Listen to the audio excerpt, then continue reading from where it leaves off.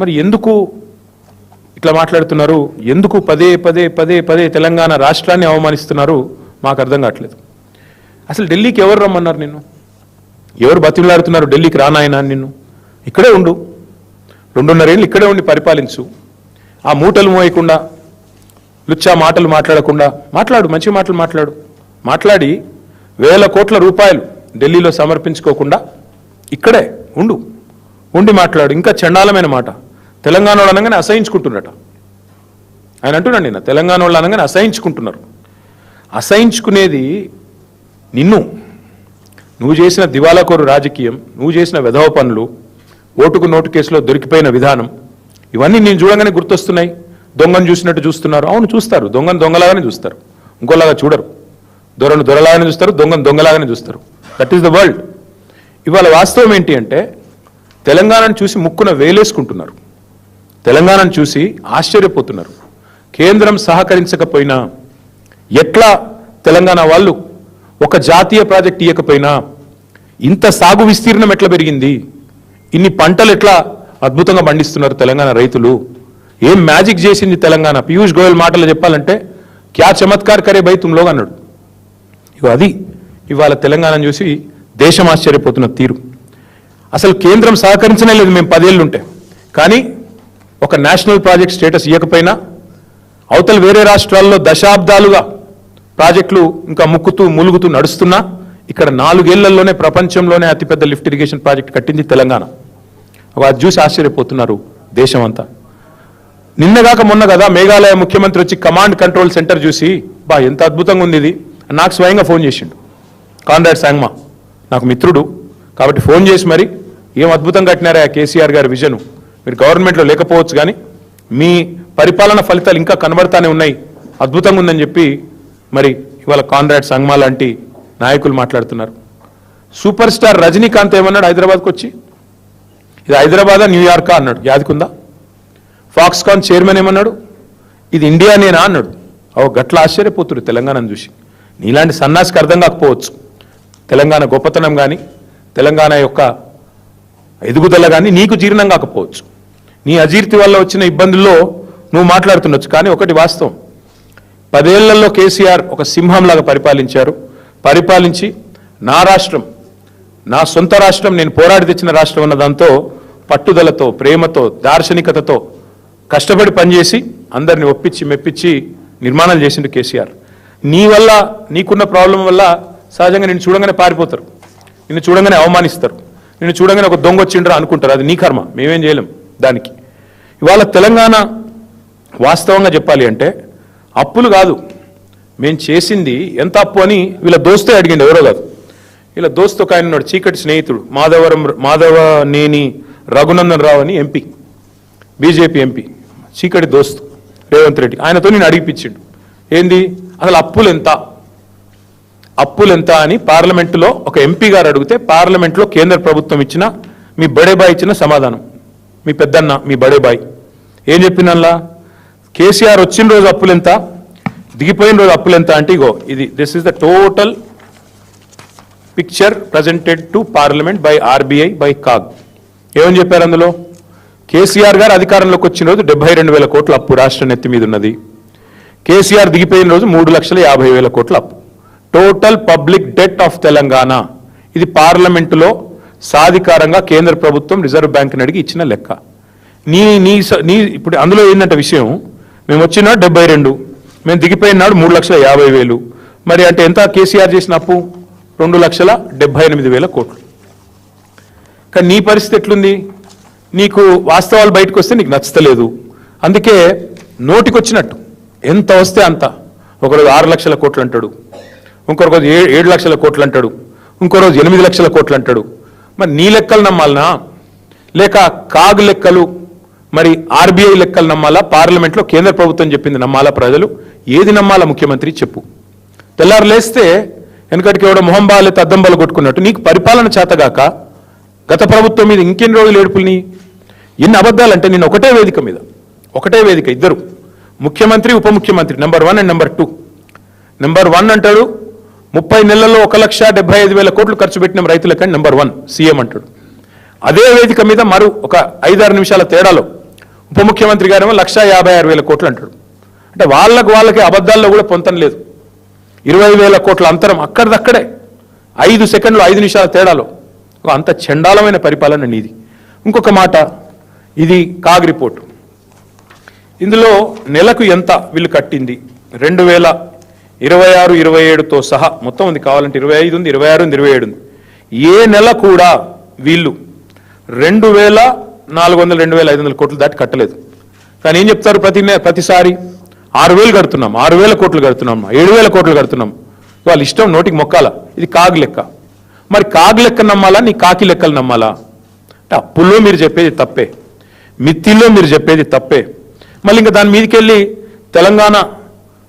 తెలంగాణ ఏదో దివాలా తీసిన రాష్ట్రం అని నువ్వు మాట్లాడే మాటలు. వాస్తవం ఏంటంటే నీ పాలనలో తెలంగాణ ఆస్తులు కోల్పోతుంది నీ వల్ల, నీ కుటుంబం వల్ల. ఎందుకంటే ఎంత ధనిక రాష్ట్రమైనా, ఎంత గొప్ప రాష్ట్రమైనా ఇంతమంది ఒకటేసారి దోపిడీకి దిగుతూ ఉంటుందా?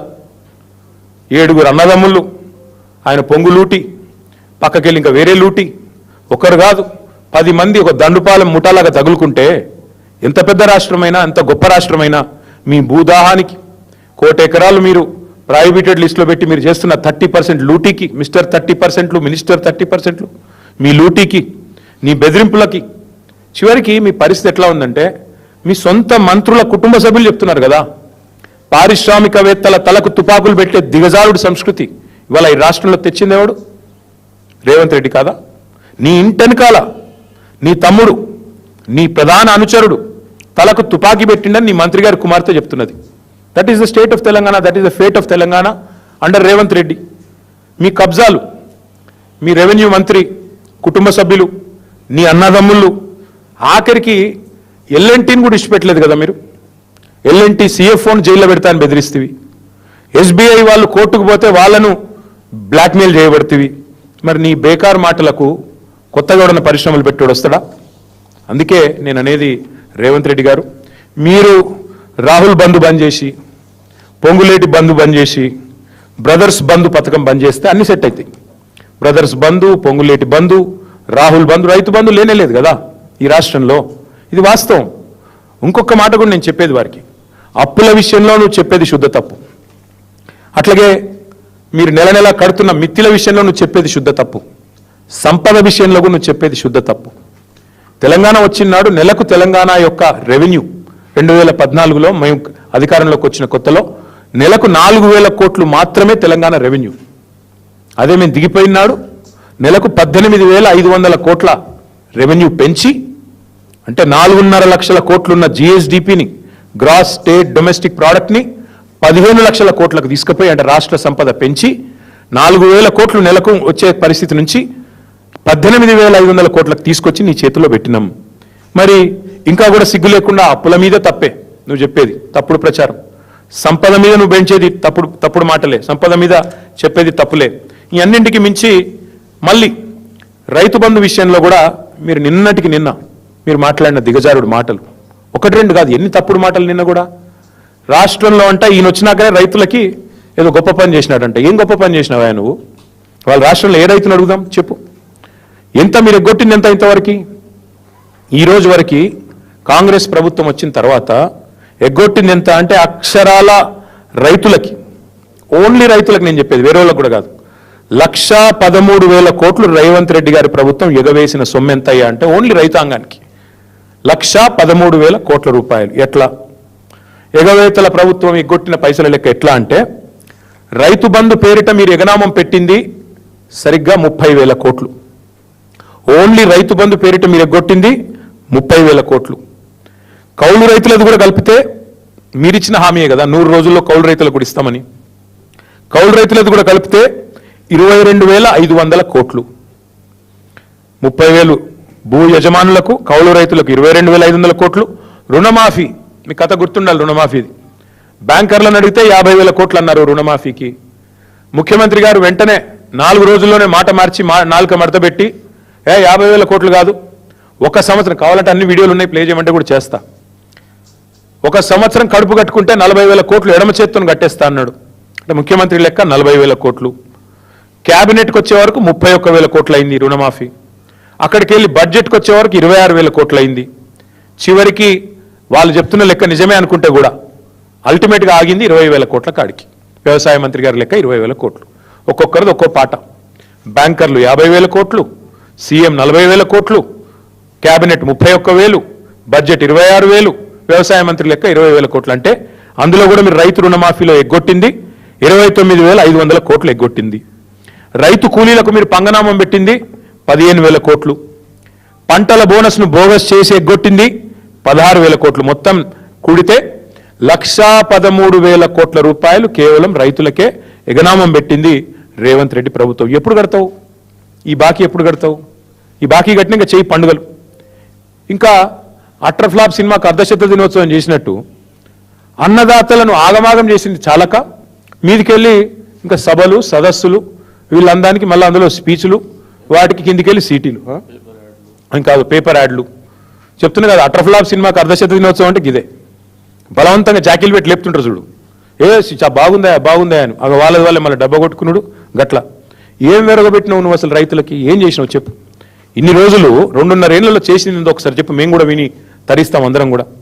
అంటే ఎట్లా తయారైందంటే ఇప్పుడు నిజంగా అబద్ధం చెప్పడం అనేది ఆయన జన్మ హక్కు, అబద్ధం ఆయనకు ఆరో ప్రాణం.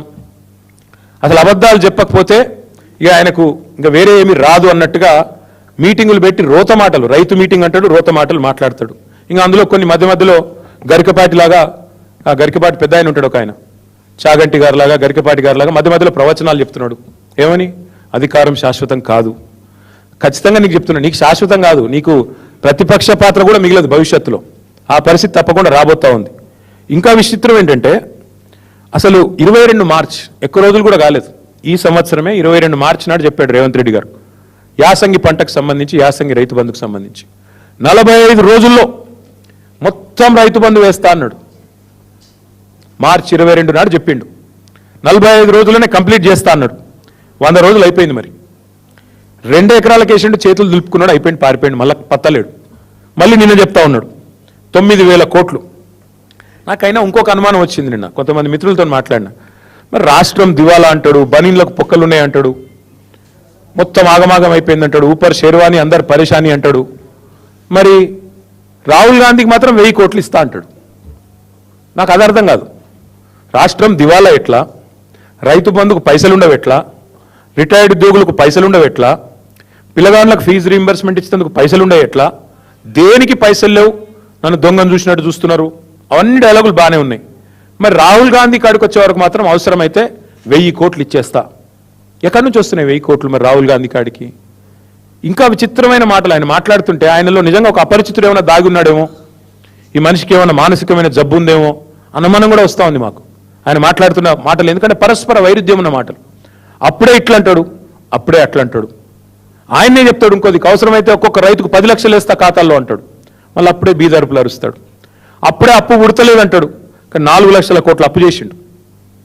కేసీఆర్ ప్రభుత్వం మొత్తం 2,80,000 కోట్లు అప్పు చేస్తే 10 ఏళ్లలో 2.5 ఏళ్లలోనే పూర్తి స్థాయిలో మరి 4 లక్షల కోట్లు అప్పు చేసిండు రేవంత్ రెడ్డి గారు.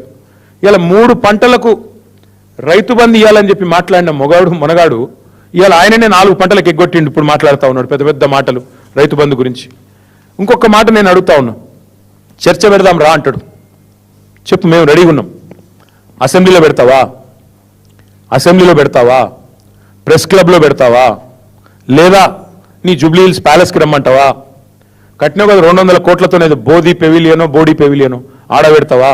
ఏడ పెడతావు చెప్పు, వస్తాం. చెప్పు. విచిత్రమైన మనిషిన. అప్పు పుట్టట్లేదు, పైసలు లేవు అంటాడు, కానీ 200 కోట్ల రూపాయలతో అందాల పోటీలు నిర్వహిస్తాడు. 200 కోట్లతో పిల్లలతో ఆయనకి ఇష్టమైన ఫుట్బాల్ ఆటలు ఆడేసుకుంటున్నాడు మెస్సీను పిలిచి. 5 కోట్ల రూపాయలతో ఆయన ఫుట్బాల్ ఆడుకోవడానికి గ్రౌండ్ కట్టుకున్నాడు. అట్లాగే ఆయనకి ప్రగతి భవన్ అంటే అంత అద్భుతమైన కార్యాలయం కట్టిస్తే దాన్ని వదిలేసి